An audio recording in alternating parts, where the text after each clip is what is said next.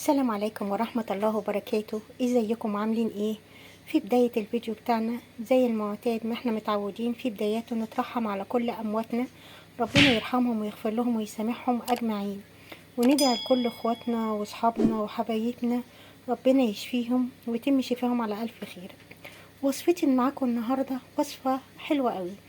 انا بفتح الفريزر لقيت عندي كيس كبد وقوانص، قلت هعمل بيه وصفة حلوة قوي فيها طريقة حلوة، بتتقدم وصفة خفيفة انا عاملاها مع البطاطس اللي بالكمون والزعتر بطريقة حلوة قوي. برضو تابعوا الفيديو. زائد عاملة معاها احلى طشة حكاية هتخلي الكبد والقوانص تحفة. تابعي الفيديو بتاع النهاردة هيعجبك قوي من مطبخ دودو. واللي لسه ما اشتركش عندي في القناة ياريت يدعمني بالاشتراك وبأحلى تعليق وبأحلى كومنت من حبايب وأصحاب مطبخ دودو. واللي عنده أي تعليق في الأسلوب في الأكلة في طريقة الوصفة ياريت يكتب لي في التعليقات. واللي عايز يخليني أعمل أي وصفة ونجربها مع بعض برضو يكتبها في التعليقات. الكبد والقوانص بتاعتنا النهاردة مش عايزة أوصفلك الريحة والشكل، هتوديكي في سكة تانية خالص في ريحة وشكل وحكاية. أرجو إن هي تكون الوصفة النهاردة تنال إعجابكم. معمولة الكبد والقوانص بطشة حلوة قوي بالفلفل والثوم واللية ومكعب الزبدة، هتوديها في مكان تاني خالص. لو عجبتك الوصفة تابع الفيديو ودعميني باللايك وأحلى تعليق وسكرايب لأحلى حبايب وأصدقاء مطبخ دودو.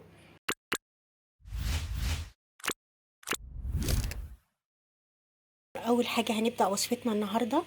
معايا كيلو تقريبا من الكبد والقوانص، انا غسلاها كويس قوي وبالخل وبالملح ونقعاها في ميه وخل كويس قوي وحطها في المصفى تتصفى كويس. ومعايا 4 بصلات متقطعين شرايح وفلفل رومي وفلفل حامي، والفلفل الحامي ده اختياري.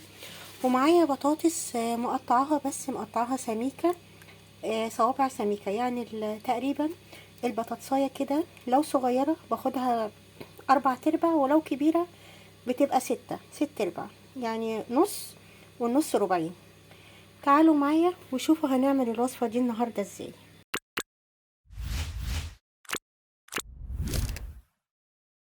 انا معايا حلتين، حطيت في اول حلة مية سخنة وفيها تقريبا ربع كوباية خل، وتاني مية انا حطيتها مية سخنة خالص هضيف فيها البطاطس، والمية اللي بالخل انا هضيف فيها الكبد والقوانص كالمعتاد. انا نزلت في الحلة الاولانية بالكبد والقوانص بتاعتي، انا اساسي عندي لازم اديها نص سليقة عشان اضمن ان ما يبقاش فيها اي زفارة. في ناس بتشوحها برضو بطريقتين حلوين بس بتبقى فيها دهون زيادة وكفاية. الطريقة بتاعتي النهاردة هتكون دسمة شوية.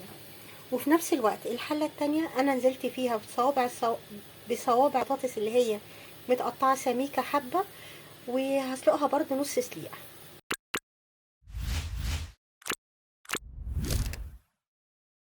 زي ما حضرتك شايفة كده ابتدت الكبد والقوانص تدخل في الغليان. انا طبعا المية دي انا ما بعوزهاش في اي حاجة نهائي.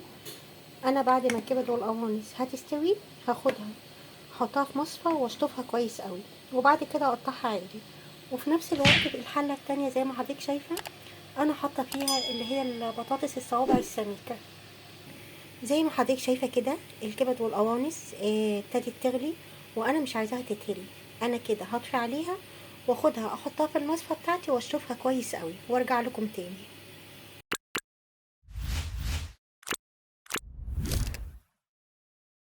وده شكل الكبد والقوانص بعد ما سلقتها نص سليقة.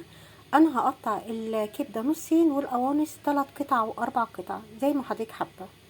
في طاسة كده انا حطيت ميكس ما بين الزبدة واللية والزيت. هبتدي اسخنها وبعد كده اشوح فيها البصلة مع الثوم. زي ما حضرتك شايفة كده اللية مع الزبدة مع الزيت ابتدوا يسيحوا كلهم مع بعض، وبعد كده هنزل عليهم اول حاجة بالبصلة. نزلت عليهم بالبصلة وهخليها تتشوح كده لغاية اللون الذهبي كده شكل البصلة زي ما حضرتك شايفاها كده بالظبط. وهنزل عليها بالكبد والقوانص بتاعتي. زي ما حضرتك شايفه كده انا نزلت عليها بالكبد والقوانص، ولحد دلوقتي انا ما حطيتش اي توابل. اول حاجه انا حطيت معلقه ثوم، هقلبها كويس قوي وارجع لكم.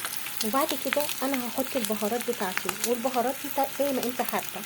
انا حاطه ملح وفلفل وكمون وكزبره وشطه اختياري وسنه قرفه وسنه كاري. طبعا حضرتك تقدري تحطي اللي انت حباه. وهقلب كل المكونات دي مع بعض. الريحه ابتدت بقى تطلع حاجه كده خيال.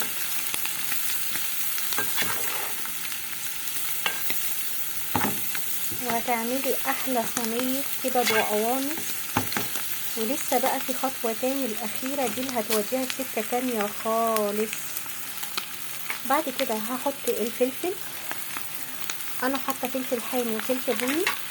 الفلفل الحامي ده حضرتك اختياري. وهقلبها كويس قوي كلها مع بعض.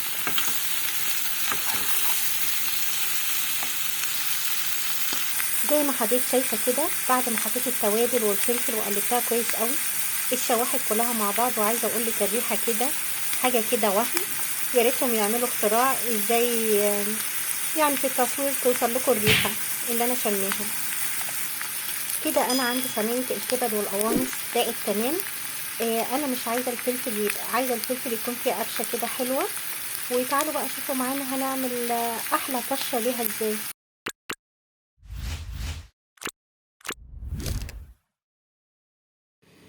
انا بعمل احلى طشه للكبد والقوانص. فلفل احمر اللي هو الهريسه مع الثوم مع مكعب زبده ومعلقه زيت وقطعتين ليا. هعملهم وارجع لكم. ريحه الثوم مع الفلفل الاحمر مع مكعب الزبده مع قطعه الليا مودياكي في سكه تانية خالص. يا ريتكم تكونوا معايا وشامين الريحه. زي ما حضرتك شايفه كده الثوم مع الفلفل الاحمر مع مكعب الزبده مع معلقه الزيت مع قطعتين الليا.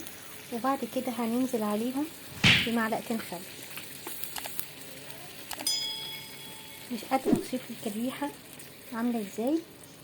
والوصفه دي بتوديلك الكبد والقوانص في سكه تانية خالص.